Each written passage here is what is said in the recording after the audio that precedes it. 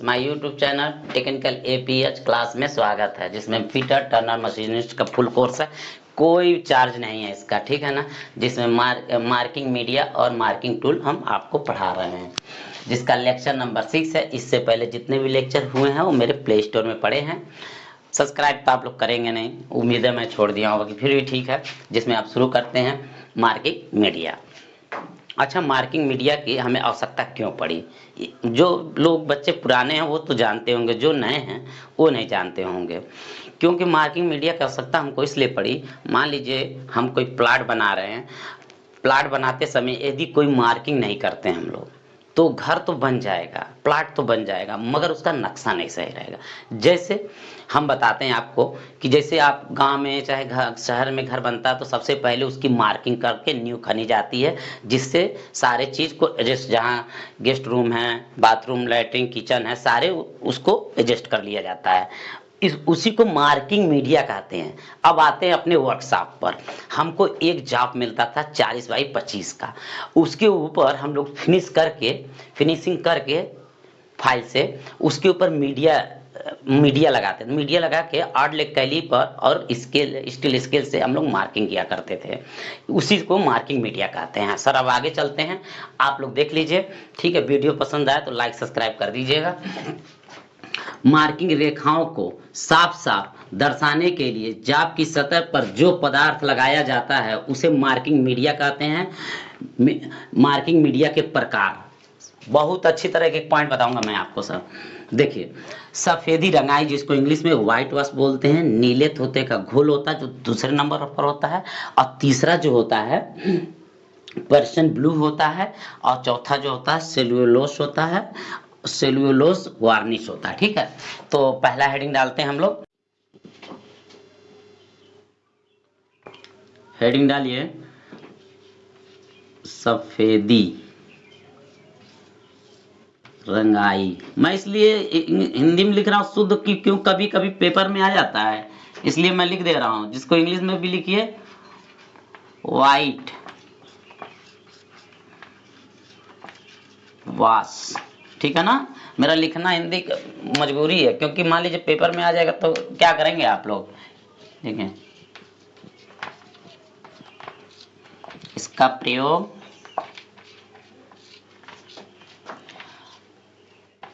Rough व जंग या ढलवा लोहा जाबों पर किया जाता है। देखिए, व्हाइट वॉश का प्रयोग, इसका प्रयोग रफ व जंग या ढलवे लोहे जाबों पर किया जाता है। सबसे पहला क्वेश्चन ये बनेगा, ढलवे लोहे जाबों पर किस मार्किंग मीडिया का प्रयोग किया जाता है? तो व्हाइट वॉश मार दीजिएगा। और एक नोट में लिख लीजिए, नोट पॉइंट में लिख लीजिए, बहुत इंपॉर्टेंट है। यहाँ पर कह दें कि कास्टिंग व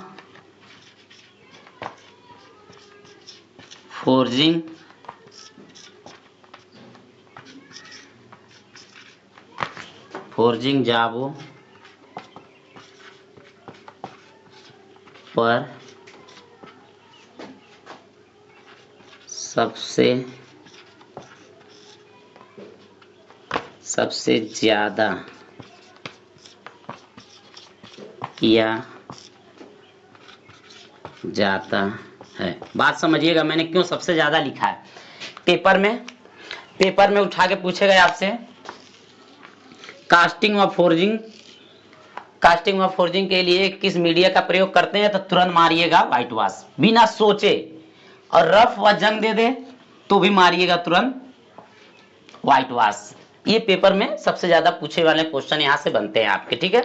ये जल्दी से नोट करिए। अगला हेडिंग डालिए, जिसको इंग्लिश में बोलते हैं पर्शियन ब्लू, नीले तोते का गोल, ठीक है। जिसको इंग्लिश में कॉपर सल्फेट सॉल्यूशन, ठीक है।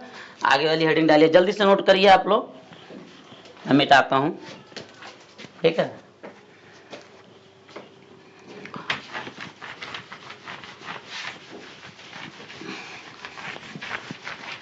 बहुत पॉइंट मेन बता रहे हैं आपको, वीडियो को सब्सक्राइब कर दीजिएगा, ठीक है। अगली हेडिंग डालिए, दूसरी नंबर, नीले तोते का घोल। इंग्लिश नोट कर लीजिएगा वहां से, ठीक है।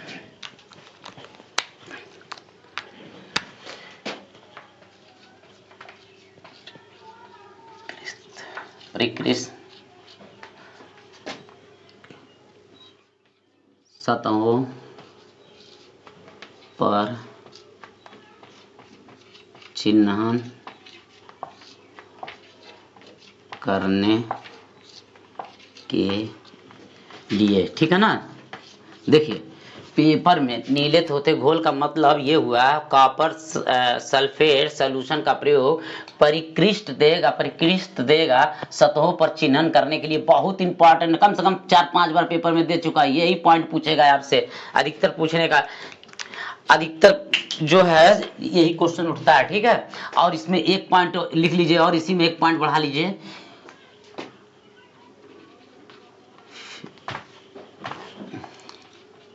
स्टील के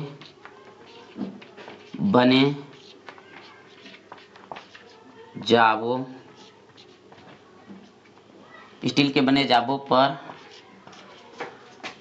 भी प्रयोग किया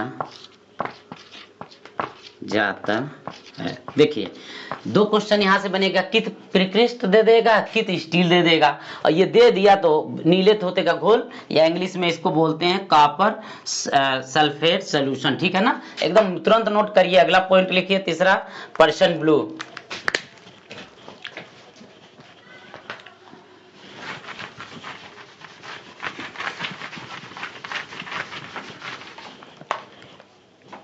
अगला लिखिए,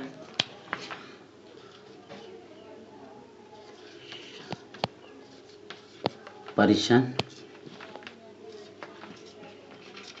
ब्लू, ठीक है, पर्शियन ब्लू।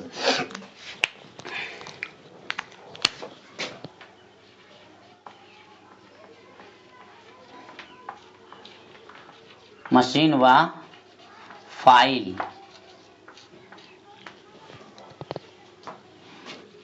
की हुई सतहों पर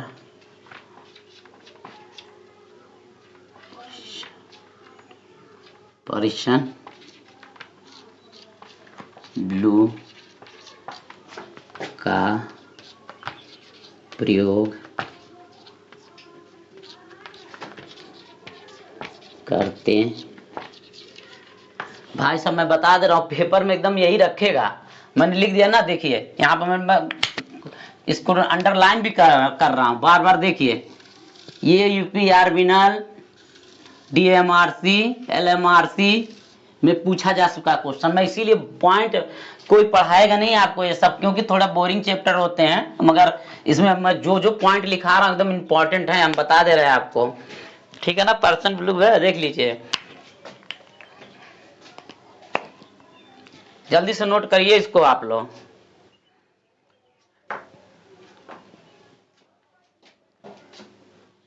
लिखिए इसी में,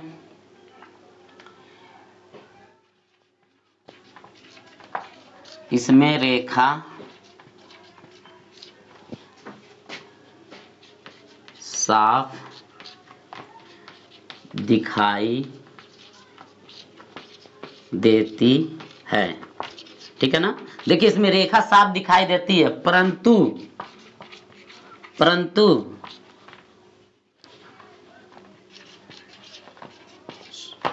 सूखने में समय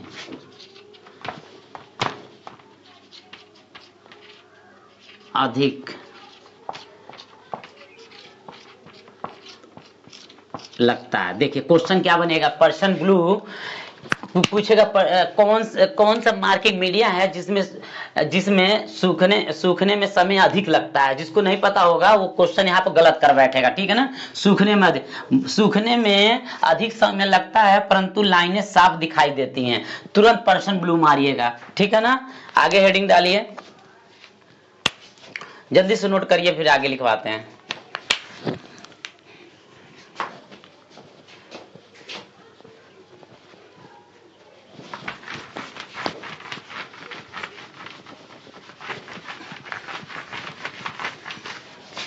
चलिए सेल्यूलेशन डालिए, सेल्यूलोस डालिए, ठीक है।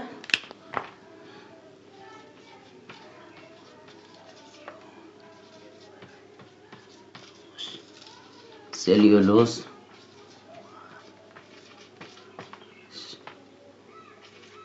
वार्निश, ठीक है, इंग्लिश है, यहीं पर नोट कर लीजिएगा, सेल्यूलोस वार्निश, ठीक है। यह सबसे उत्तम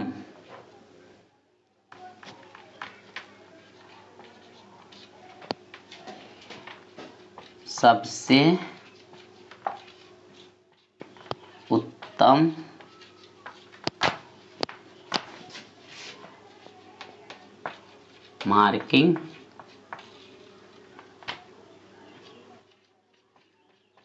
मीडिया है। यह सबसे उत्तम मार्किंग मीडिया है। यह बहुत जल्दी सूखती है।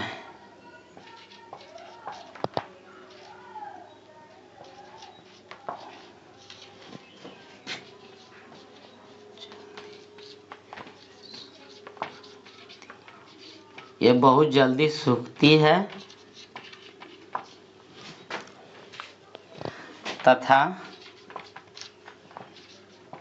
मार्किंग साफ दिखाई देती है।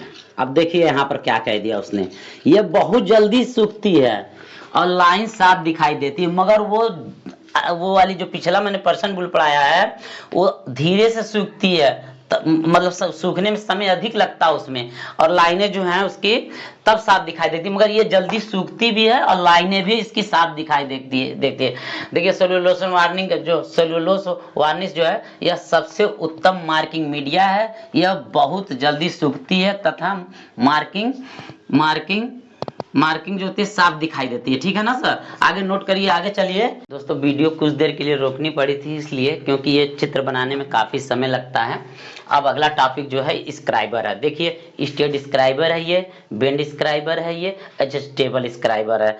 आपसे बता दें कि स्क्राइबर की हमको जरूरत क्यों पड़ी, क्योंकि मान लीजिए कोई रेखा खींचनी है धातु पर तो बिना स्क्राइबर के तो खींचा नहीं जा सकता, क्योंकि स्क्राइबर का जो ये पॉइंट होता है हार्ड एवं टेम्पर होता है। हार्ड एवं टेम्पर कि किसी भी धातु पे खींचेंगे तो उस धातु को ये रेखा खींचती चली जाएगी, बाकी इसका पॉइंट घिसेगा नहीं, ठीक है ना। तो इसका प्रयोग लिख लीजिए,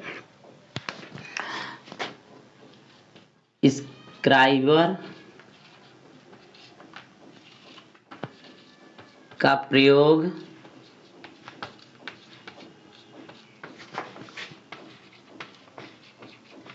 किसी धातु पर रेखा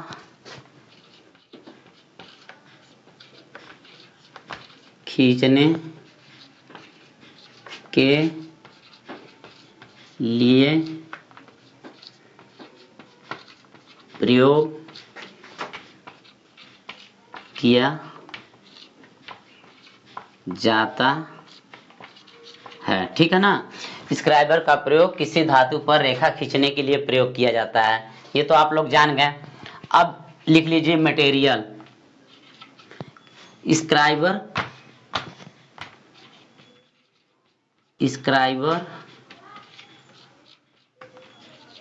का मटेरियल किसका बना होता है, इसी को कहते हैं मटेरियल, ठीक है ना। क्वेश्चन में लिखिए हाई कार्बन स्टील व टूल स्टील। ये ध्यान रखिएगा, क्वेश्चन जब देता है पेपर में, तो पेपर में क्वेश्चन देते समय या टूल स्टील देगा या हाई कार्बन स्टील देगा, दो में से एक ही देगा, दोनों नहीं देगा। यदि हाई कार्बन स्टील दे दिया तो आप हाई कार्बन स्टील मारिएगा, टूल स्टील दे दिया तो टूल स्टील मारिएगा, ठीक है ना। अब लिखिए स्क्राइबर का साइज।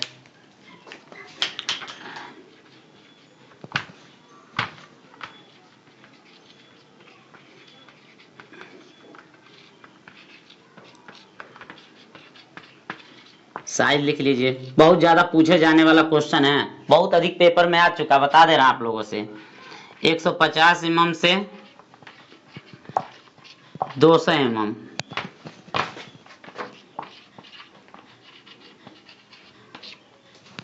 इसका पॉइंट इसका पॉइंट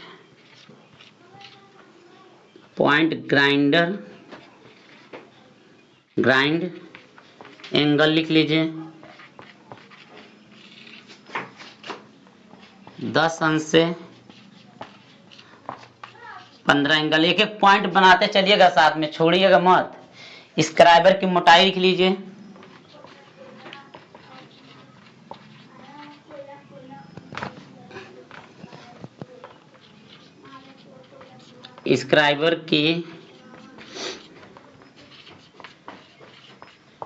स्क्राइबर की मोटाई, जो स्क्राइबर की तार की मोटाई होती है, स्क्राइबर की तार की मोटाई जो होती है, 3 mm से 5 mm होती है, ठीक है ना। देख लीजिए यहाँ पर क्वेश्चन देखिए। अब मैं बता दे रहा हूँ पेपर में क्या क्या पूछा जाएगा। स्क्राइबर का प्रयोग पूछे कि स्क्राइबर का प्रयोग क्यों करते हैं, तो आपको बताना किसी धातु पर रेखा खींचने के लिए करते हैं।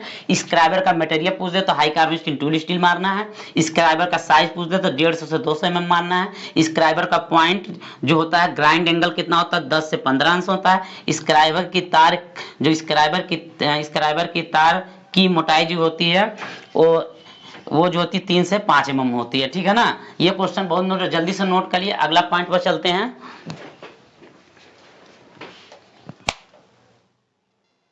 जल्दी से नोट करिए, फिर आगे बढ़ते हैं। और स्टेट स्क्राइबर अगली हेडिंग डालिए, क्योंकि ये 5 प्रकार के होते हैं, आपके सामने लिखे हुए हैं।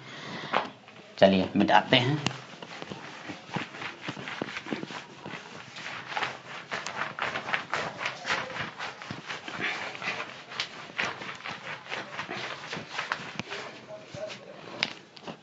पहला हेडिंग है स्टेट स्क्राइबर। इसको इंग्लिश में भी लिख सकते हैं, STIGHT, स्टेट स्क्राइबर, ठीक है ना।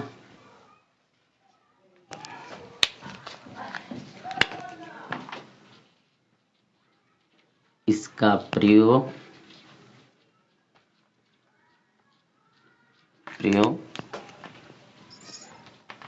साधारण किसी धातु पर लाइन खींचने के लिए प्रयोग करते हैं, ठीक है ना। स्टेट स्क्राइबर हो गया। इसका प्रयोग साधारण किसी धातु पर लाइन खींचने के लिए किया जाता है। इसका जो साइज होता है, साइज लिख लीजिए। इसका साइज 150 mm से 200 mm होता है। यहाँ लिख लीजिए।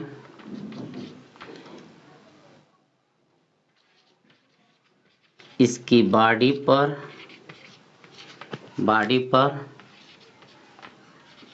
नर्लिंग की होती है। इसकी बॉडी पर नर्लिंग की होती है। अच्छा, बॉडी पर नर्लिंग होती है, नर्लिंग का मतलब क्या होता है? नर्लिंग का मतलब ये होता है कि जब स्क्राइबर पर नर्लिंग नहीं रहेगी ये, तो स्क्राइबर जब पकड़ेंगे आप लोग तो स्लिप करेगा, स्लिप करेगा, ठीक है ना। तो जब स्लिप करेगा तो वो इसीलिए नर्लिंग कर दी जाती है। तो ये डायमंड है, ये डायमंड नर्लिंग है, इसको पकड़ेंगे तो स्लिप नहीं करेगा। दूसरा पॉइंट इसमें लिखिए, ये नर्लिंग हो गया। और दूसरा मटेरियल लिखिए, इसका मटेरियल लिखिए। मटेरियल जो होता है high carbon steel, high carbon steel short में भी लिख सकता है और इसका फुल फॉर्म हो जाएगा हाई कार्बन स्टील। देखिए यहां से हम क्वेश्चन बता दे रहे हैं आपसे क्या क्या बनेगा।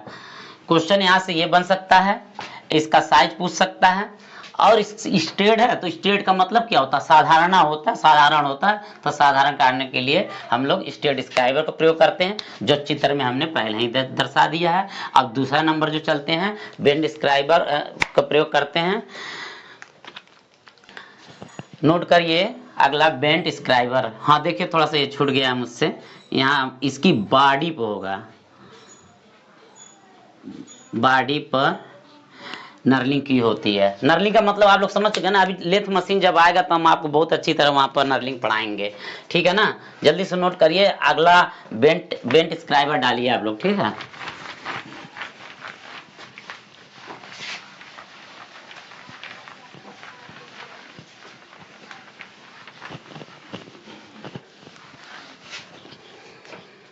चलिए अगली हेडिंग डालते हैं, बेंट स्क्राइबर। इंग्लिश में भी लिख लीजिए इसको, बेंट, ठीक है, बेंट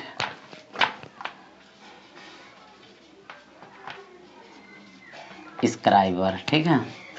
देखिए बेंट है ना, तो जब बेंट है तो मान लीजिए बेंट है तो मान लीजिए कोई गोल होगा, पाइप गोल होगी, उसके अंदर ही तो खींचने के लिए प्रयोग किया जाता है।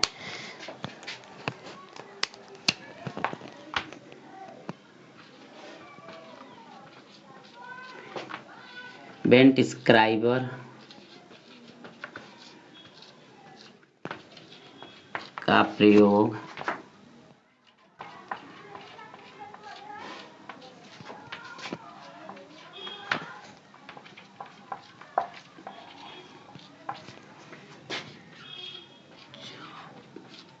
गोल जाप के अंदर अंदर वाली सतहों पर लाइन खींचने के लिए प्रयोग करते हैं। देखिए बेंड है ना, ये बेंड है, इसी से अंदर वाली सतहों पर लाइन खींचने के लिए प्रयोग करते हैं, ठीक है ना। जल्दी से अगला नोट करिए, लिखिए जल्दी से।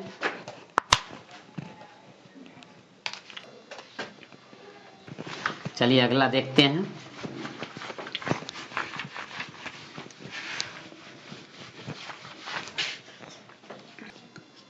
हेडिंग डालिए एडजस्टेबल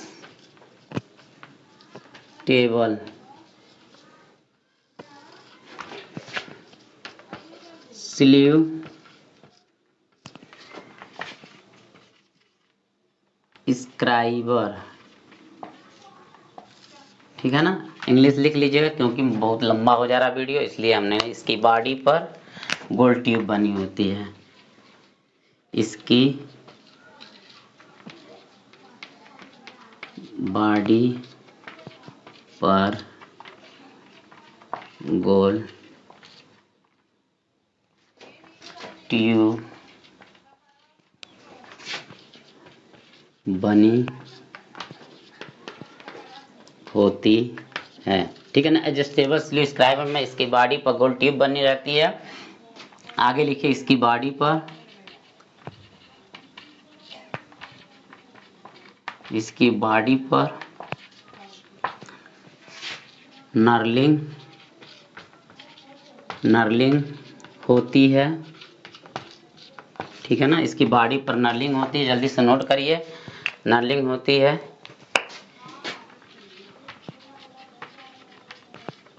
इसकी लंबाई को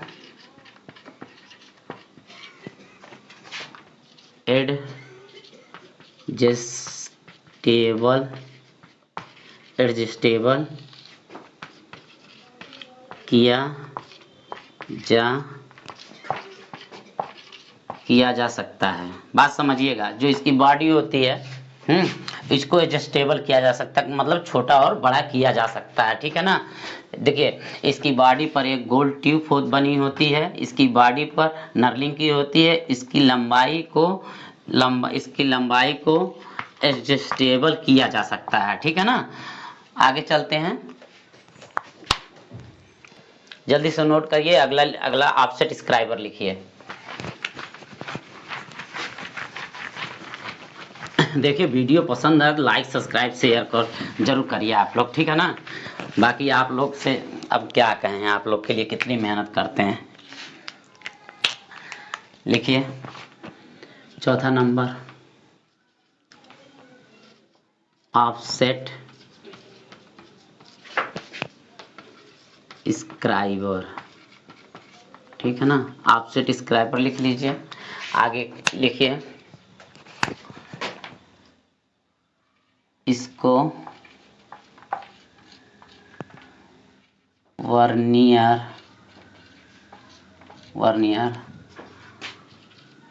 हाइट गेज के साथ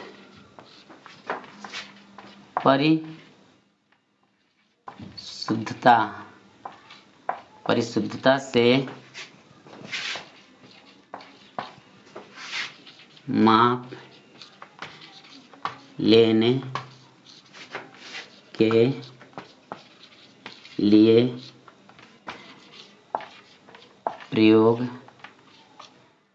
प्रयोग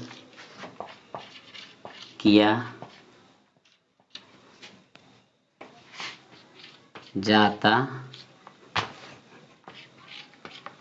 जाता है। इसे नाइफ एज भी कहते हैं। पहले बात क्वेश्चन समझ लीजिएगा जो हमने लिखाया है।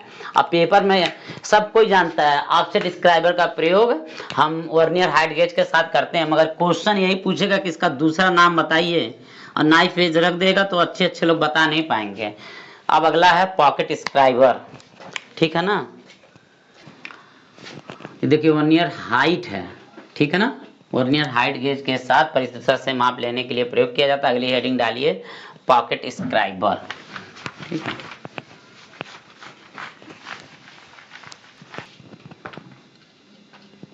Pocket scriber. ठीक है ना। देखिए अब ये लास्ट है आप लोग का है 5वां नंबर पॉकेट स्क्राइबर। इसको देखिए क्या होता है इसमें। स्क्राइबर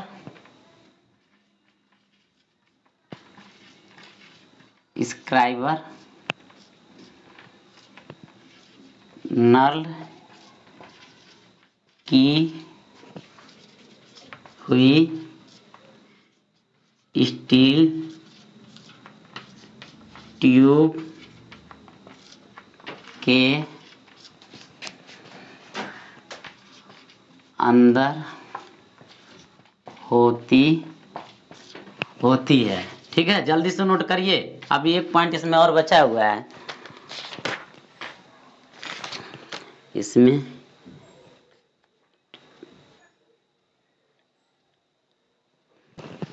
लिखिए झुकाव कोण 30 अंश से 35 अंश होता है। देखिए यहाँ 30 से 35 यही पेपर में देता है, ठीक है ना। और झुकाव कोण समझ लीजिए हम क्या कह रहे हैं। ये है कोई जाप है, ठीक है, कोई जाप है। मान लीजिए हम यहाँ पर मार्किंग कर रहे हैं, ठीक, यहाँ पर मार्किंग करेंगे और ये स्क्राइबर हमारा, तो इसका जो झुकाव कोण बना है इसके बीच में वो 30 से अंश से 35 अंश होता है। कोण बार बार पेपर में वीडियो कुछ देर के लिए रोकनी पड़ती है क्योंकि ये फिगर बनाने में बहुत टाइम लगता है। अभी इससे पहले हमने स्क्राइबर पढ़ा था, स्क्राइबर में एक चीज हम थोड़ा भूल गए थे और इसलिए बता दे रहे हैं। हम बताएं,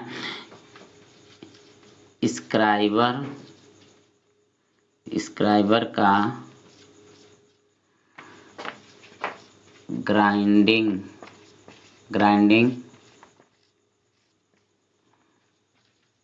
पॉइंट 12 अंश से 15 अंश होता है। दोस्त याद रखना, हमने लिखाया है पीछे अभी जस्ट 10 अंश से 15 अंश। दोस्त याद रखना कभी भी पेपर में, क्योंकि मेरे साथ हो चुका इसलिए मैंने लिखा दिया है। यदि ये ना दे, यदि ये 12 से 15 ना दे दोस्त, तो 10 से 15 दिया रहेगा जरूर, इसलिए मैंने ये लिखा दिया था। इसलिए मैं बता रहा हूं कि मान लीजिए लड़का कंफ्यूजन में रहेगा, इसलिए मैंने कहा ये कंफ्यूजन दूर कर देता हूं, ठीक है ना। जल्दी से नोट करिए।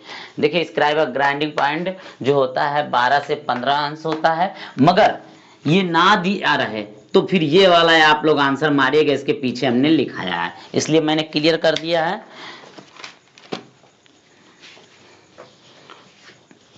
चलिए आगे। दो प्रकार के होते हैं, एक होता है स्प्रिंग ज्वाइंट डिवाइडर, एक होता है फर्म ज्वाइंट डिवाइडर, ठीक है ना। आगे डालिए।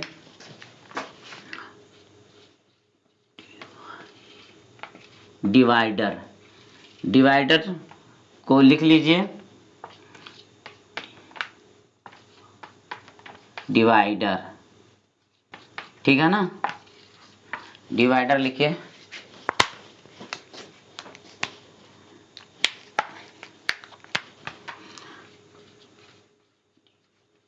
डिवाइडर एक मार्किंग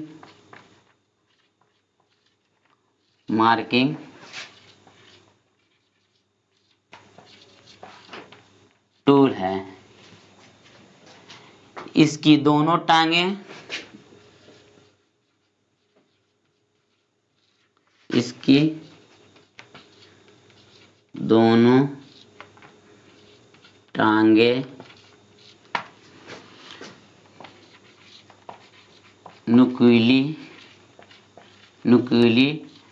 व सीध में होती हैं, ठीक है। देखिए डिवाइडर जो होता है, डिवाइडर एक मार्किंग टूल है। इसकी दोनों टांगें नुकीली व सीध में होती हैं। प्रयोग यह क्या होता है, इसका प्रयोग ले लीजिए। प्रयोग इसके द्वारा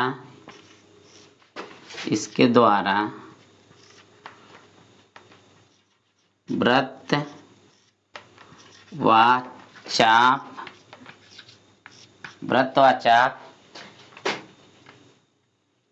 और रेखा को बराबर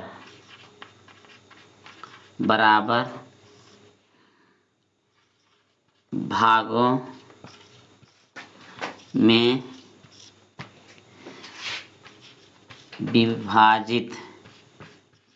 विभाजित कर सकते हैं, ठीक है ना। जल्दी से नोट करिए। देखिए डिवाइडर, जो डिवाइडर एक मार्किंग टूल है, इसकी दोनों टांगें न्यूक्लियर सीध में होती हैं। इसके द्वारा वृत्त व चाप और रेखा को बराबर भागों में विभाजित किया जा सकता है। देख रहे हैं ना, ये फर्म ज्वाइंट है और ये स्प्रिंग ज्वाइंट है। ये फर्म ज्वाइंट है जो एक रिविट, और देखिए क्वेश्चन में भी पूछ देता है। क्वेश्चन में दोस्त ये पूछता है कि जो फर्म ज्वाइंट होता है उसको किसके द्वारा जोड़ा जाता है, तो रिविट और वाशर के द्वारा जोड़ा जाता है। और जैसे ये स्प्रिंग ज्वाइंट जो डिवाइडर है, और देखिए इसमें क्या करता है, पूछ देता है कि कौन कौन से पार्ट्स होते हैं, तो पार्ट्स बता देंगे, स्क्रू होता है, लेग्स होते हैं, पेग होता है, स्प्रिंग होता है, ठीक है ना। ये बहुत ही इंपॉर्टेंट बनता है क्वेश्चन, ठीक है। अब चलते हैं, मटेरियल लिख लीजिए इसका,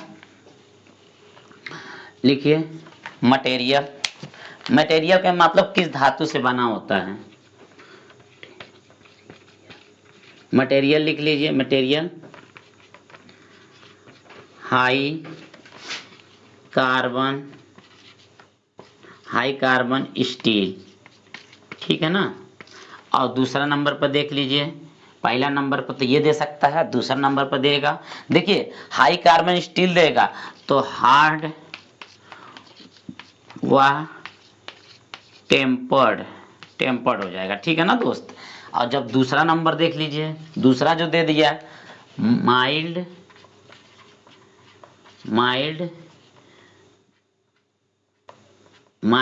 स्टील दे दे, जब माइल्ड स्टील दे तो केस हार्ड हो जाएगा। ध्यान रखिएगा, बहुत इंपॉर्टेंट क्वेश्चन है। मैं इसीलिए आप लोग को सतर्क करता रहता हूँ कि देखिए मैंने कितना बढ़िया आप लोग को लिखवाया है कि जो लड़का पढ़ता होगा वो जानता। मटेरियल मैंने लिख दिया तो हाई कार्बन स्टील देगा तो हार्ड टेम्पर रहेगा, और सॉरी मटेरियल रहेगा, हाई कार्बन स्टील रहेगा तो हार्ड टेम्पर हो जाएगा, माइल्ड स्टील रहेगा तो केस हार्ड हो जाएगा। जल्दी से नोट करिए, ठीक है ना, फिर आगे बताते हैं। जल्दी से करिए।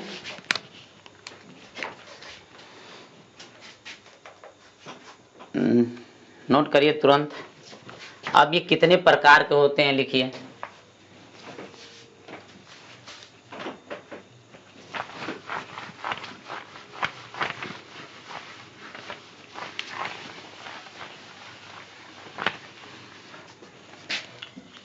लिखिए पहला नंबर लिखिए इसका जो प्रकार होता है, जिसे लिख सकते हैं स्प्रिंग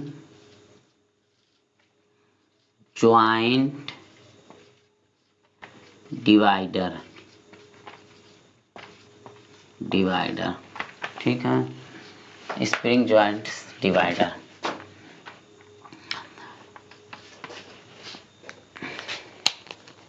इसकी दोनों टांगें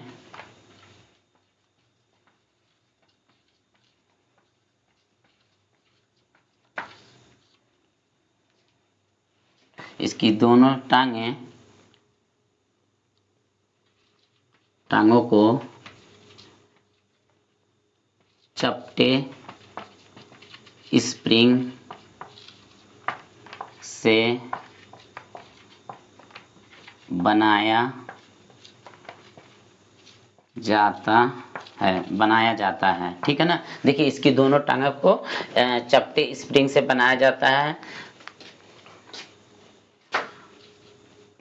दोनों टांगों को एक नट और एक स्क्रू की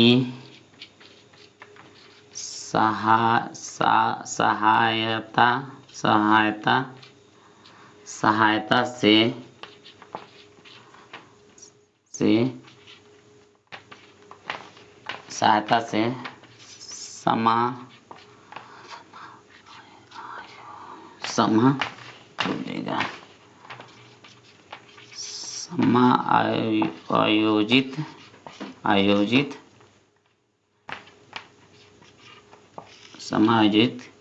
समायोजित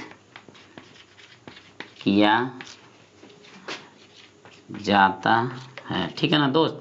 देखिए इसकी दोनों टांगों को चपटे स्प्रिंग से बनाया जाता है। दोनों टांगों को एक नट और एक स्क्रू की सहायता से समायोजित किया जाता है। दोस्त देखो क्वेश्चन में ये पूछ देगा, ये अंडरलाइन जो कर रहे हैं ना बहुत इंपॉर्टेंट चीज रखती है दोस्त। हम बता दे रहे हैं, यदि पूछेगा कि स्प्रिंग जॉइंट डिवाइडर को किसके द्वारा जोड़ा जाता है, यदि लड़के को नहीं पता रहेगा, एक नट और एक स्क्रू। ये यूपीआरबीएल डीएमआरसी में बहुत बार क्वेश्चन पूछा जा चुका है, ठीक है ना। लिखिए दूसरा पॉइंट, इससे शुद्ध माप ली जाती है। इससे शुद्ध माप क्यों ली जाती है मैं बता दे रहा हूं कि इसमें एक स्प्रिंग लगी रहती है। जो स्प्रिंग लगी रहती है वो तनाव को बनाए रखती है, हिलने डुलने नहीं देती है। जैसे आपने माप लिया, वो तुरंत माप लिया और माप लेकर वो तुरंत आपने स्क्वायर बना दिया, चाहे बराबर भागों में बांट दिया। इस वजह से ये बहुत शुद्ध माप देती है, ठीक है ना। ये बात याद रखिएगा। एक पॉइंट और बढ़िया से लिख लीजिए, इसका प्रयोग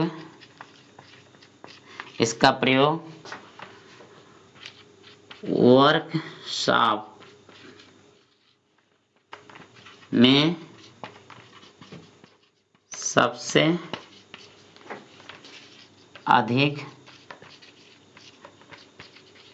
किया जाता है, ठीक है ना दोस्त। इसका प्रयोग सबसे ज्यादा वर्कशॉप में किया जाता है। देखिए अब पूछ दे स्प्रिंग जॉइंट डिवाइडर का प्रयोग सबसे ज्यादा कहाँ किया जाता है, तो वर्कशॉप में किया जाता है। जिस पर मैं अंडरलाइन कर रहा हूँ उसको हल्के मत लीजिएगा, क्योंकि पेपर देने जाएंगे फंस जाएंगे।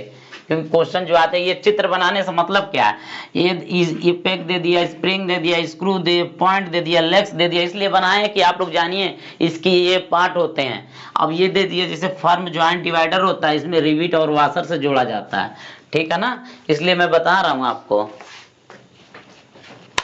चलिए जल्दी से नोट करिए, जल्दी से नोट करिए दोस्त। देखिए दोस्तों वीडियो पसंद आए तो आप लाइक शेयर जरूर कर दें, ठीक है। एकदम पूरा lathe machine, metal, heat treatment कुछ छोड़ेंगे नहीं, पढ़ाएंगे सब। और 50 से 60 दिन में मैंने वादा किया तो हम पूरा भी कर देंगे इसको। चलिए अब देखिए, फर्म जॉइंट डिवाइडर, ठीक है ना। फर्म जॉइंट डिवाइडर, इसको इंग्लिश में लिख सकते हैं फर्म जॉइंट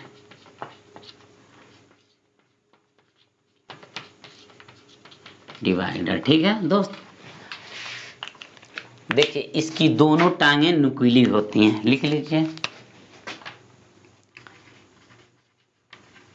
इसकी दोनों टांगे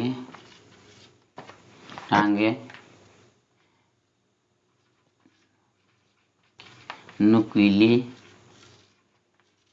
होती हैं, ठीक है। देखिए पहला पॉइंट कितना बढ़िया, दोनों टांगे नुकीली होती हैं, आपको भी पता चल गया। इसको रिविट और वाशर द्वारा जोड़ा जाता है, ठीक है। देखिए यहाँ पर क्वेश्चन बन गया आपका, जो बनना था फर्म जॉइंट से बन गया। देखिए अब मैं निशान लगा रहा हूं, ये देखिए यही क्वेश्चन बनेगा, ठीक है।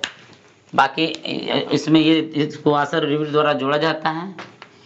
ये स्प्रिंग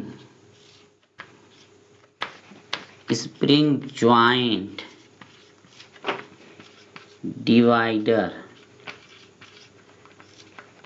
डिवाइडर से कम शुद्ध माप देता है। ठीक है, जल्दी से नोट करिए। देखिए फर्म जॉइंट, इसकी दोनों टांगें नुकीली होती हैं, इसको रिविट और वाशर द्वारा जोड़ा जाता है। स्प्रिंग जॉइंट डिवाइडर से कम शुद्ध माप, स्प्रिंग जॉइंट डिवाइडर से कम शुद्ध माप देता है। ठीक है ना, कम शुद्ध माप देता है। ठीक है, कुल मिला के ये कहने का मतलब ये दोनों को दे दिया जाए तो ये सबसे शुद्ध माप स्प्रिंग जॉइंट डिवाइडर देगा। ठीक है ना, इसके द्वारा भागों में विभाजन। जल्दी से नोट करिए, अगले पर बढ़ते हैं।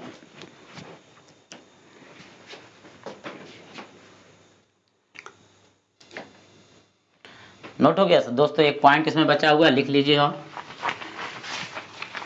जहां आपने डिवाइडर का पूरी थ्योरी लिखी है डिवाइडर के विषय में, एक पॉइंट वहां पर लिख लीजिएगा, एक लाइन में लिखिएगा,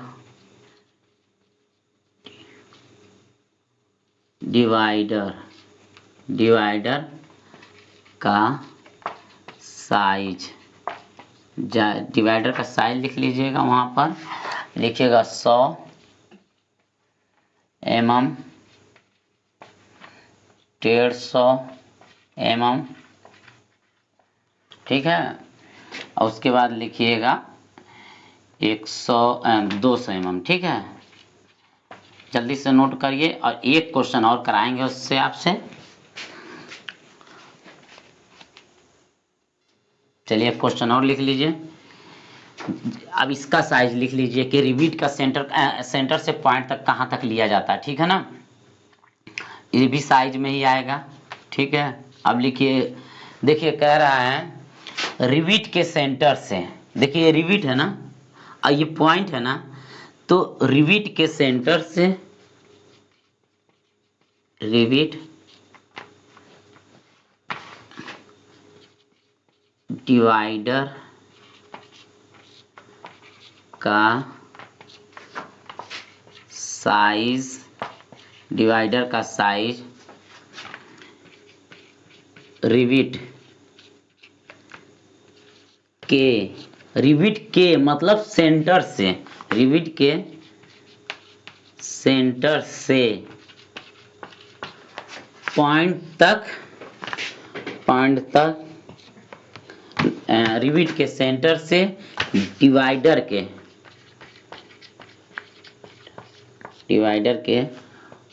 पॉइंट तक लिया जाता। देखिए क्वेश्चन कितना आसान है, एकदम कोई याद करने वाली चीज नहीं। ये आपकी रिविट है, रिविट के सेंटर से और डिवाइडर के पॉइंट, ये पॉइंट है। देखिए यहाँ पॉइंट मैंने लिख दिखा भी दिया है, आप भी पॉइंट लिख सकते हैं, यहाँ पर भी पॉइंट लिख सकते हैं।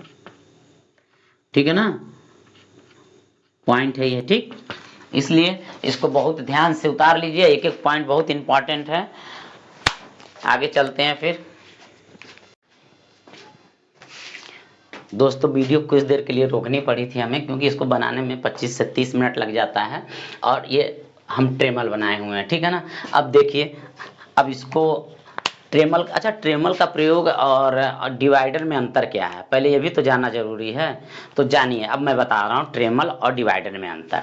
जो डिवाइडर होता है उससे छोटे छोटे वृत्त और छोटे छोटे चाप लगाए जाते हैं। जो ट्रेमल होता है उसका प्रयोग बड़े बड़े वृत्त और बड़े बड़े चाप के लिए प्रयोग किया जाता है। सबसे मुख्य अंतर यही है। अब इसमें देखते हैं, सबसे पहला स्लाइडिंग हेड। सब गेम स्लाइडिंग हेड से ही होता है, क्योंकि देखिए 1 और 2 स्लाइडिंग हेड होते हैं। इसी का प्रयोग करके इसको, एक इसमें सॉलिड बीम होती है, इसी पे इसको सरका के आगे पीछे एडजस्टमेंट किया जाता है। एडजस्टमेंट करने के बाद क्लैंपिंग नट से कस दिया जाता है। इसमें फाइन एडजस्टमेंट स्क्रू भी लगा होता है, इसमें फाइन एडजस्टमेंट नट भी लगा होता है। ठीक है ना, देखिए कॉलेट चक 2 होते हैं, हेड भी 2 होते हैं। ठीक है, पेपर में पूछ सकता है कि ट्रेमल में कितने हेड होते हैं, क्वेश्चन ये भी पूछ सकता है। स्लाइडिंग हेड कितने होते हैं, तो 1 और 2 होते हैं। ठीक है, समझिए, चित्र बनाने का मेरा मतलब यही है कि आप लोग यहाँ से पकड़ लें, क्योंकि कभी कभी पेपर में क्वेश्चन ना पूछ के इसके पार्ट्स का नाम पूछ लेता है, और बच्चा जब थ्योरिकल पढ़ा रहता है तो पार्ट्स का नाम नहीं बता पाता है। जैसे यूपी आर्मिनल हो गया, दिल्ली मेट्रो हो गया, LMRC हो गया, ये सब भेल हो गया, इसरो हो गया, तो वहाँ पर कठिन पेपर बनाने के लिए प्रयोग किए जाते हैं। ठीक है ना, अब ये कॉलेट चक हो गया। चलिए ट्रेमल देखते हैं, ट्रेमल को इंग्लिश में लिख लीजिए।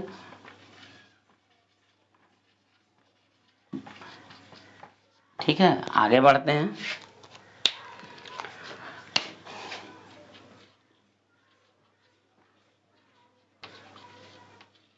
ड्रेमल एक मार्किंग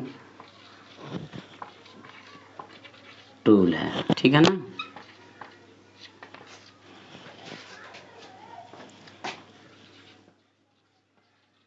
इसका प्रयोग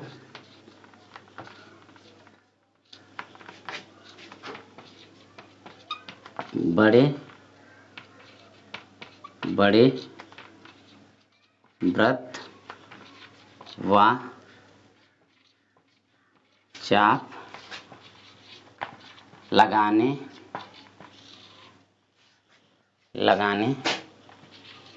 के लिए प्रयोग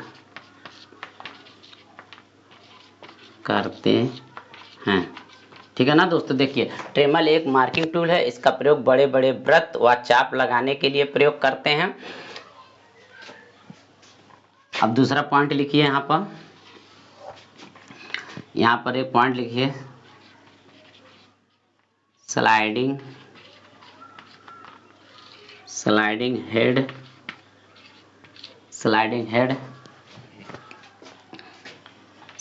हेड के साथ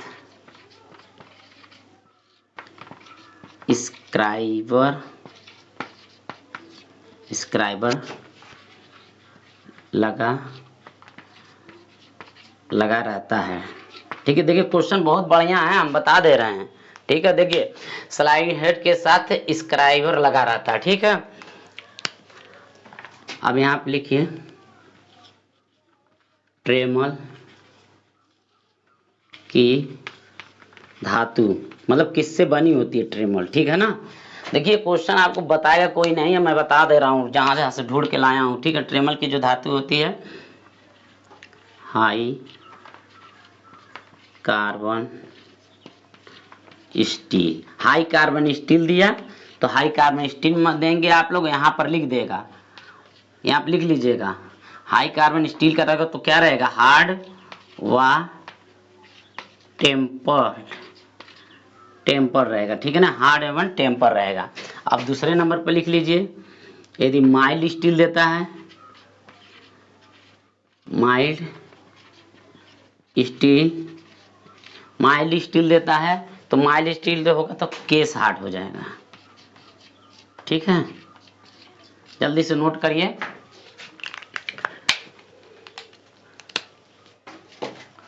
अब ड्रेमल का साइज लिख लीजिए,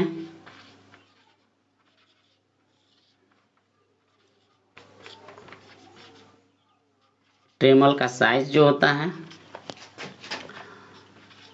15 सेंटीमीटर से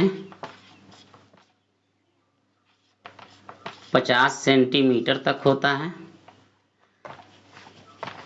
50 सेंटीमीटर होता है, ठीक है ना। देखिए, ड्रेमल का जो साइज होता है वो 15 सेंटीमीटर से 50 सेंटीमीटर होता है। एक क्वेश्चन और लिखिए,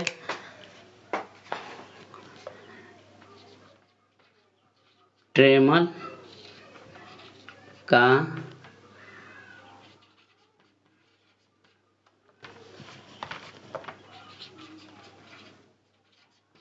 अधिकतर डायामीटर जो होता है, ड्रेमल का जो अधिकतर डायामीटर का मतलब ये हुआ कि अधिकतम कितना वो नाप सकता है, ठीक है। अधिकतम 1800 mm होता है, यही सबसे ज्यादा पेपर में पूछा। अभी मैं बताऊंगा भी आपको क्या क्या पूछा जाएगा। ड्रेमल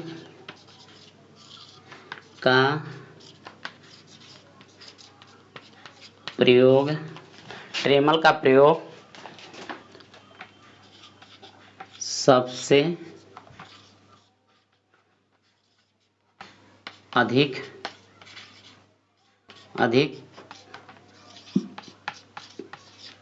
शीट मेटल में किया जाता है, शीट मेटल में, ठीक है ना। अब क्वेश्चन देखिए, मैं बता दे रहा हूं क्या क्वेश्चन पूछेगा आप, ठीक है। देखिए, क्वेश्चन सॉलिड पूछ देगा स्लाइडिंग हेड कितने होते हैं, तो आपको मारना है 2। क्लैंपिंग नट कितने होते हैं, तो 2। ठीक है, यदि पार्ट में पूछता है, पूछ देगा हेड कितने होते हैं, तो 2। कॉलेट चेक पूछ देगा तो होते हैं 2। ठीक है, अब ट्रेमल में आ जाते हैं। अब ट्रेमल एक कैसा टूल है, तो आपको मारना मार्किंग टूल है। ठीक है, इससे बड़े बड़े व्रत व बड़े बड़े चाप के लिए प्रयोग किए जाते हैं, ये इंपॉर्टेंट लाइन है।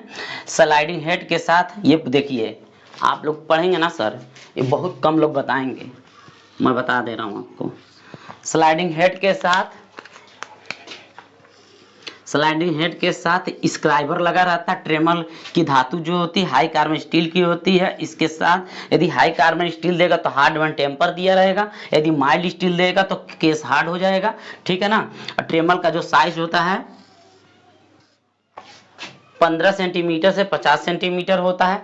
ट्रेमल का अधिकतम डायमीटर जो होता है, एकदम क्वेश्चन पूछेगा 100% पूछेगा, 1800 देगा, दे देगा 1200 से 1800, 1300 से 1800 या 500 से 1800। ठीक है, मगर 1800 जरूर रखेगा वो पेपर में। ठीक है ना। ट्रेमल का अधिकतर प्रयोग जो किया जाता है सीट मेटल में किया जाता है। ठीक है, जल्दी से आप लोग नोट करिए इसको, फिर अगला वीडियो में हम लोग बढ़ते हैं और अगला हेडिंग डालते हैं हम लोग। दोस्त हम बता दें आपको कि हम अब पंच पढ़ते हैं। अच्छा ये बताइए हमें पंच की आवश्यकता क्यों पड़ी। अब हम बता रहे हैं पंच, मान लीजिए कि कोई जाप है, उस पर हमने मार्किंग मीडिया लगा दिया है और आर्डलेक कैलीपर से हमने मार्किंग कर ली है। ठीक है ना। मार्किंग को पक्का करने के लिए आप यूज करते हैं पंच का। जैसे कोई सेंटर ड्रिल करना है और तो उस पर ड्रिल करने से पहले सेंटर पंच मारा जाता है, जिससे ड्रिल इधर उधर ना भागे, इसलिए सेंटर पंच का प्रयोग करते हैं। ठीक है ना। अगली हेडिंग डालिए, पंच, इंग्लिश में भी लिखिए पंच। ठीक है ना। किसी मार्किंग की हुई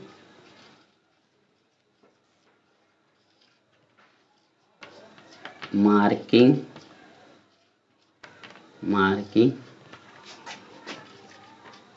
की हुई जाप की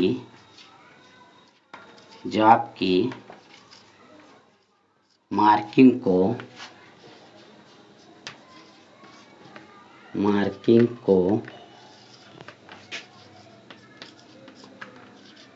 पक्का करने या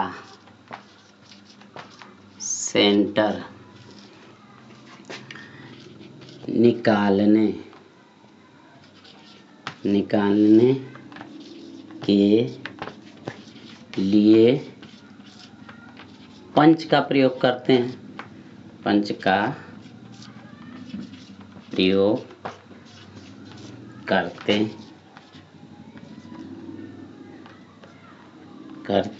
हैं। दोस्त देखिए कितने मतलब इम्पोर्टेंट बात बताए हैं आपको। देखिए किसी मार्किंग की हुई जाप की मार्किंग को पक्का करने या सेंटर निकालने के लिए पंच का प्रयोग करते हैं। ठीक है। अब अगला पॉइंट इसमें लिख लीजिए आप लोग, इसकी बॉडी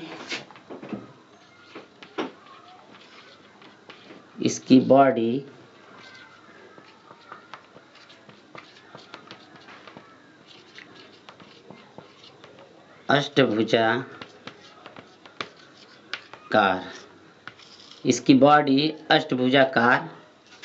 इसकी जो बॉडी होती है अष्टभुजाकार होती है। ठीक है ना। इसके जितने पार्ट होते हैं, पार्ट्स लिख लीजिए इसके कितने होते हैं। हेड होता है, पॉइंट होता है और बॉडी होती है। ठीक है ना। जैसे यहाँ पर आप दे सकते हैं, ये पॉइंट हो जाएगा, ये बॉडी हो जाएगी। ठीक है, इसका हेड हो जाएगा। ठीक है, ओके ना। देखिए चित्र बनाने का मतलब यही होता है कि एक एक चीज आपको समझ के आ जाए, उन्हें कोई मतलब नहीं है इसमें आधा घंटा 1 घंटा वेस्ट करने के लिए हमको। देखिए इसके बॉडी के पार्ट पूछ देता है कि पंच में कौन कौन से पार्ट्स होते हैं। ठीक है, मटेरियल लिख लीजिए, मतलब पंच किस धातु से बना होता है, ठीक है ना। लिखिए हाई कार्बन स्टील, ठीक है। हाई कार्बन स्टील दे दिया तो वहाँ लिख लीजिएगा हार्ड टेम्पर्ड, ठीक है ना। जब भी हाई कार्बन स्टील से पंच बन जाएगा तो हार्ड वन टेम्पर हो जाएगा। इसका साइज जो होता है, इसका साइज जो होता है पूरी लंबाई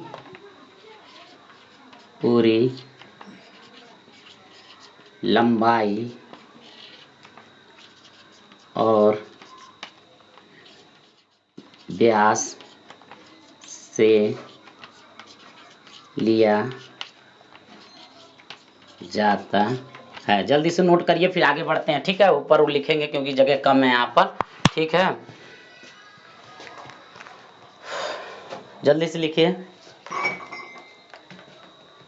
जल्दी से पॉइंट नोट करिए। चलिए जल्दी से नोट करिए, फिर मिटाते हैं इसको।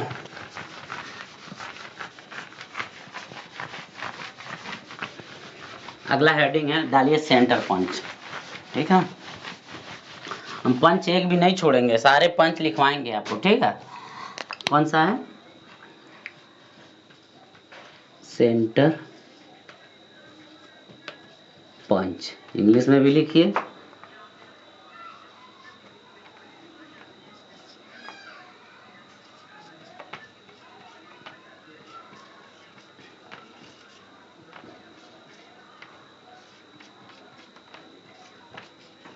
सेंटर पंच, ठीक है।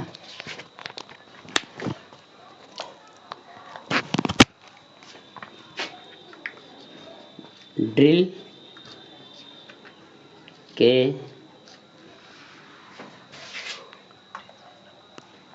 आप लिखिए ड्रिल सेंटर लगाने के लिए, ड्रिल सेंटर लगाने के लिए, ठीक है ना। आप ये बात समझिए, ड्रिल सेंटर लगाने का मतलब ये हो गया दोस्त, जैसे मान लीजिए कोई जॉब है हमारे पास, ठीक है, और यहाँ पर एक मार्क किया हुआ है, ठीक। तो वहाँ पर जैसे हमें यहीं पर ड्रिल करना है, तो ड्रिल जब भी रखेंगे, जब आप लगाएंगे तो ड्रिल क्या होगी, कभी इधर भगेगी, कभी इधर भगेगी, कभी इधर। और यही सेंटर पंच से हम जब पंच कर देंगे तो जैसे ही ड्रिल लगेंगे तो भागने नहीं देगा, जब भागेगा नहीं तो हमारा ड्रिल करता चला जाएगा, ठीक है ना। वर्कशॉप में आप लोग किए होंगे ड्रिल, तो आप लोग अच्छी तरह जानते होंगे, ठीक है ना। अब लिखिए पंच की मोटाई,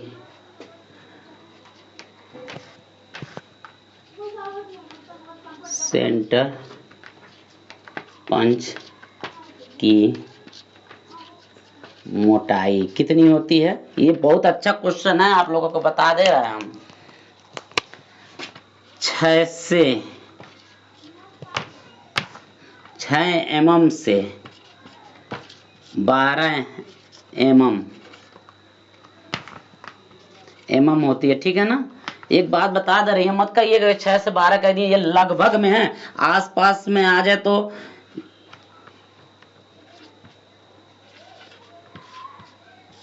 हो सकता है कि यहाँ 5 कर दे, यहाँ 13 कर दे, हो सकता है यहाँ इतनी कर दे, बाकी 13 कर देगा तो आप 13 ही ले लेना, ठीक है। ये एक दो इधर उधर कर सकता है, ऐसा नहीं है कि एकदम यही सॉलिड दे देगा, ठीक है।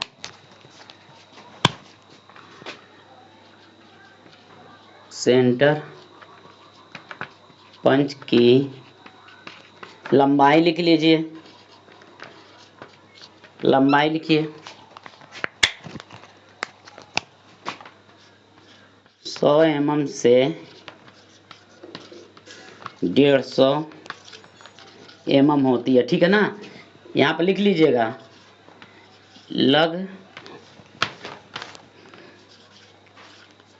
लगभग, ठीक है ना। लगभग मतलब यहाँ पर क्या कर सकता है, 125 से 150 भी कर सकता है और यहाँ 100 से 125 भी कर सकता है, ठीक है ना। मगर ऑप्शन में ये रखेगा तो आपको पता चल जाएगा कि जब आपको पता रहेगा कि 100 से 150 है तो आपको पता चल जाएगा, इतना याद रहेगा तो आप क्वेश्चन को हल कर ले जाएंगे, ठीक है ना। सेंटर ड्रिल लगाने के लिए सेंटर पंच की मोटाई बता दिया मैंने और सेंटर पंच की लंबाई बता दिया मैंने, ठीक है। और सेंटर पंच का पॉइंट एंगल लिख लीजिए।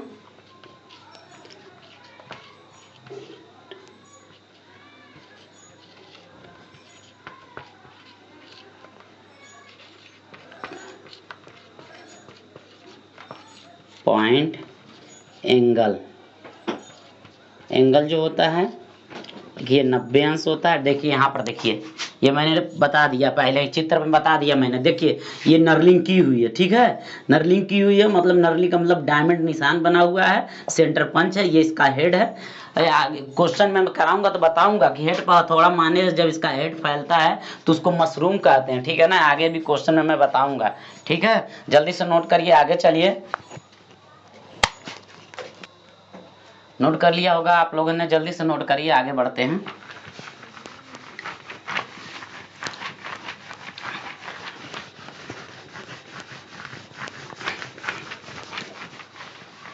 अब डालते हैं दूसरा नंबर, तीसरा नंबर सॉरी, ये लिखिए डॉट पंच,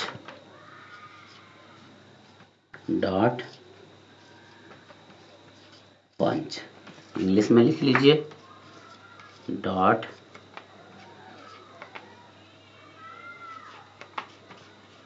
पंच, ठीक है।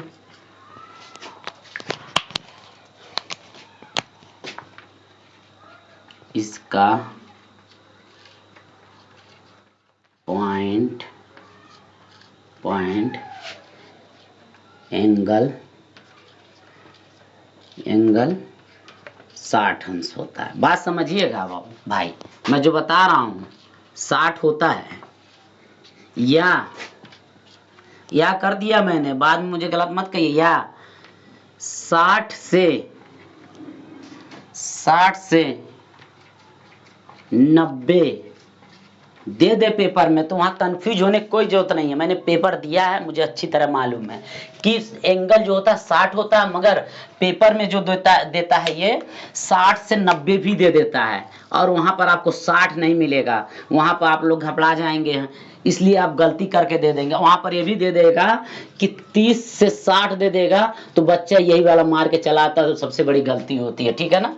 इस वजह से मैं कह रहा हूं, देखिए मैं मिटा देता हूं, उसको नोट मत करिएगा, मगर ये चीज जरूर नोट करिएगा आप लोग।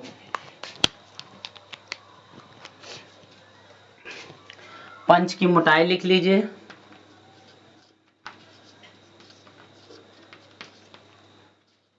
पंच की मोटाई जो होती है,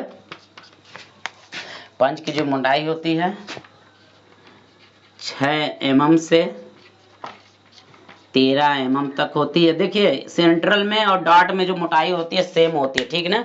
इसकी लंबाई जो होती है, पंच की लंबाई जो होती है, ठीक है, लंबाई जो होती है 100 से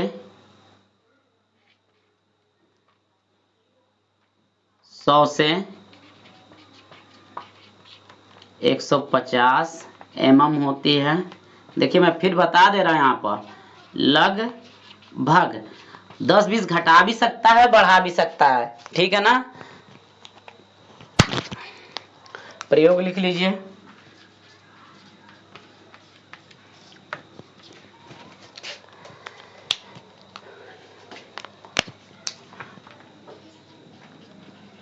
मार्किंग करने के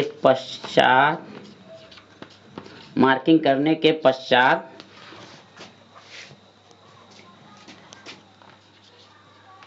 लाइनों पर डॉट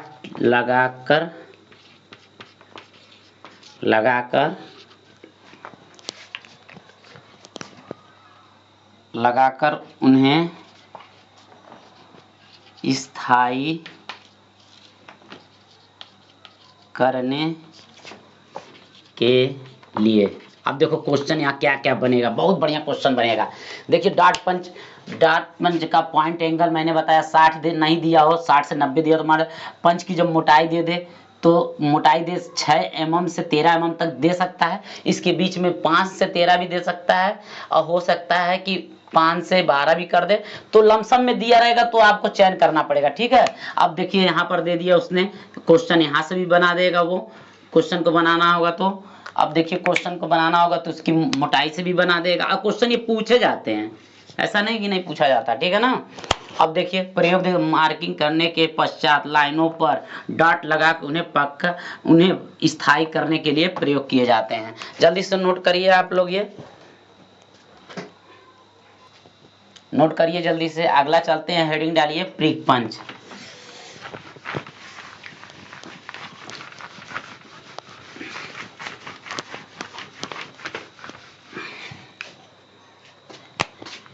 लिखिए प्रिक पंच, ठीक है ना, इंग्लिश में लिख लीजिए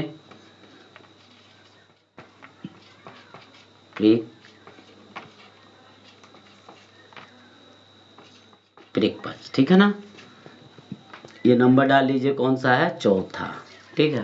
प्रिक पंच पा गए हम लोग। नर्म धातुओं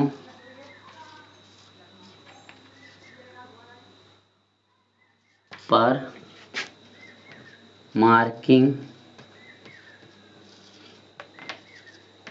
करने के लिए, ठीक है ना। जैसे यहाँ लिख लीजिए, नर्म धातुओं पर मार्किंग करने के लिए, जैसे लिख लीजिए, जैसे में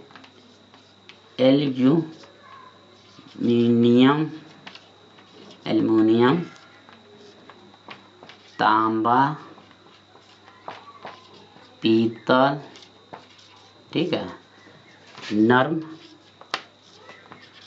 लोहा, ठीक है। जल्दी से नोट करिए। इसका लिख लीजिए पॉइंट एंगल, प्रिक पंच का पॉइंट एंगल 30 होता है मित्र, ठीक है ना। सबको पता रहता 30 होता है, ठीक है ना, सबको पता 30 होता है। मगर मित्र या करके आप लिख लीजिए, यदि 30 अंश से 60 अंश दे दे तो ये ध्यान रखिएगा, कभी भी इसको जरूर सेलेक्ट करिएगा, यही क्वेश्चन सही भी होगा। और ये नहीं दिया रहेगा उस समय, हम आपसे बता दे रहे, ये नहीं दिया रहेगा तो नहीं दिया रहेगा, मगर आप लोग इसको जरूर एकदम मेरी बात को बागिए। मैंने पेपर दिया है, यूपीआरबीएनएल का दिया है, डीएमआरसी का दिया है, एलएमआरसी का दिया है, और ये क्वेश्चन आया हुआ है। और मैंने यहाँ पर ये देखा कि ये क्वेश्चन ये नहीं रखा, ये रखा था वहां पर, ठीक है। इसलिए आप लोग ये नोट करते चलिएगा एक पॉइंट।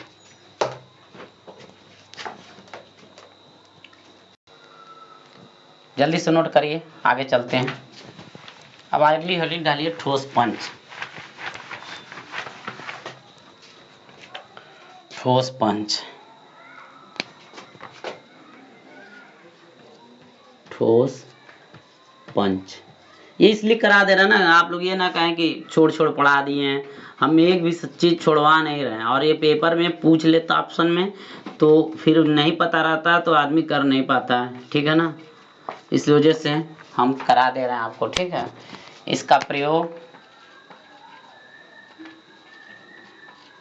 प्रयोग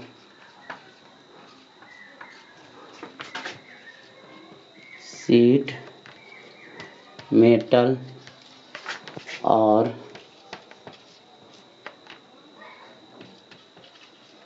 ब्लैक स्मिथी में करते हैं, ठीक है ना।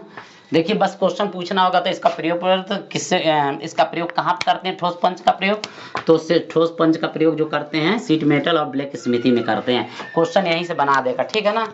अगला जो है आपका अब ठोस पंच हो गया, अब छठा है होलो पंच। लिखिए हालो पंच, ठीक है। इंग्लिश में लिख लीजिए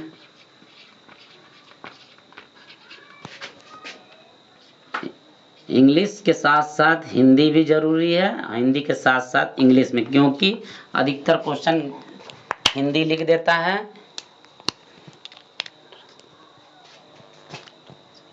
लिखिए नरम सीट में सुराख करने के लिए, ठीक है ना। नरम सीट में सुराख करने के लिए होलो पंच का प्रयोग किया जाता है, ठीक है। जैसे लिख लीजिए, जैसे गत्ता,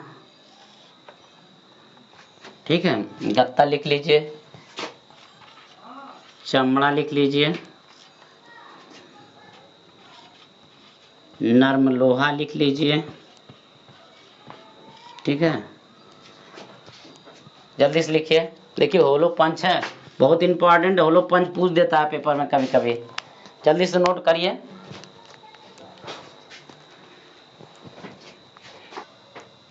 अब लिख लीजिए पिन पंच। देखिए मैंने छोड़ा कुछ भी नहीं है, आपसे बता दे रहे हैं। पिन पंच, ठीक है ना। इसको लिख सकते हैं पिन पंच, ठीक है। पिन पंच का प्रयोग कहाँ पर करते हैं? पिन आदि को निकालने के लिए। पिन आदि को निकालने के लिए, ठीक है ना। मान लीजिए क्वेश्चन में रख देगा पिन पंच का प्रयोग करते हैं और पता नहीं रहेगा तो आप लोग कैसे निकालेंगे, ठीक है। अब बचा हमारा बेवल पंच। जल्दी से नोट करिए, आगे बढ़ते हैं।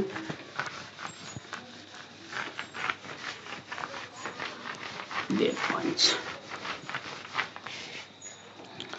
लिखिए, बेल पंच, ठीक है। इंग्लिश में लिख लीजिए BELL बेल, सी पंच, बेल पंच, ठीक है। बेल पंच का प्रयोग देख लीजिए। गोल राड में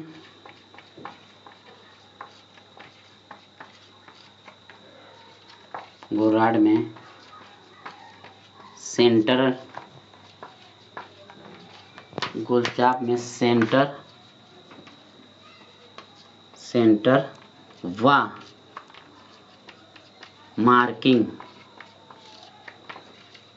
करने के लिए, ठीक है ना। देखिए बहुत वीडियो पसंद है, लाइक सब्सक्राइब जरूर करिए। अब जो रिक्वेस्ट करता है उसका आप लोग कर देते हैं, हम कहते नहीं हैं। अब आप लोग करते नहीं हैं, ठीक है। बाकी आप लोग देख लीजिए, जल्दी से नोट करिए, अगला कराते हैं। बिल पंच हो गया, ठीक है। एक दो पंच और छुटा, वो भी करा देते हैं आप लोगों के लिए, ठीक है।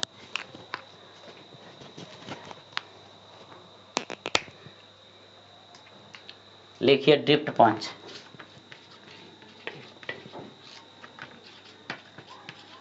ड्रिफ्ट पंच को लिखिए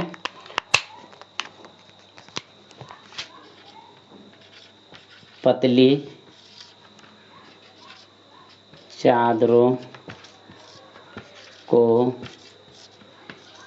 एक साथ होल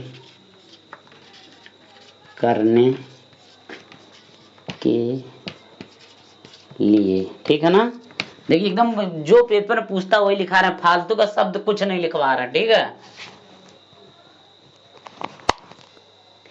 चलिए एक और बचा है, वो भी कर लीजिए, ठीक है। तो इसमें कुछ बचेगा ही नहीं आप लोगों का, ठीक है। देखिए ऑटोमेटिक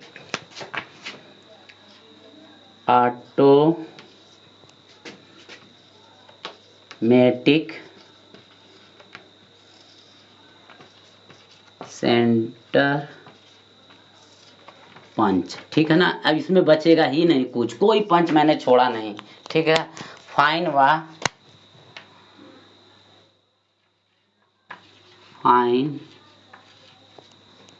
व सही मार्किंग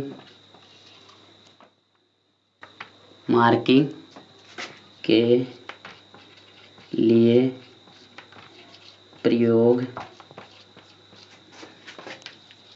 किया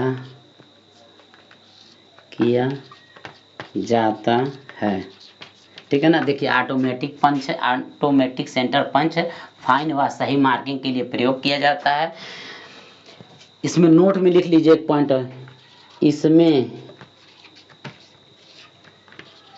हथौड़े की आवश्यकता नहीं होती है, ठीक है ना। मैंने पूरा लिखा दिया है। अब देखिए आप लोग दिल से सब्सक्राइब कर दीजिएगा, लाइक कर दीजिएगा और शेयर कर दीजिएगा। देखिए और मैंने सारा मतलब पढ़ा डाला इसमें, अब थोड़ा बहुत कुछ बचा है तो अगले वीडियो में पूरा कराएंगे। आपसे रिक्वेस्ट है लाइक सब्सक्राइब कर दें, शेयर कर दें, ठीक है ना। और जो पिछली वीडियो देखनी है वो प्ले स्टोर में पड़ी हुई है, जाके देख लीजिए। और आप लोग से रिक्वेस्ट है, मैं पिछली बार जो क्लास लेके आऊँगा तो इसका रिवीजन 1 लाइन में लेके आऊँगा, कम से कम 20 से 25 जो 3 मिनट में मैं आपको रिवीजन कराऊँगा, ठीक है ना। Best of luck.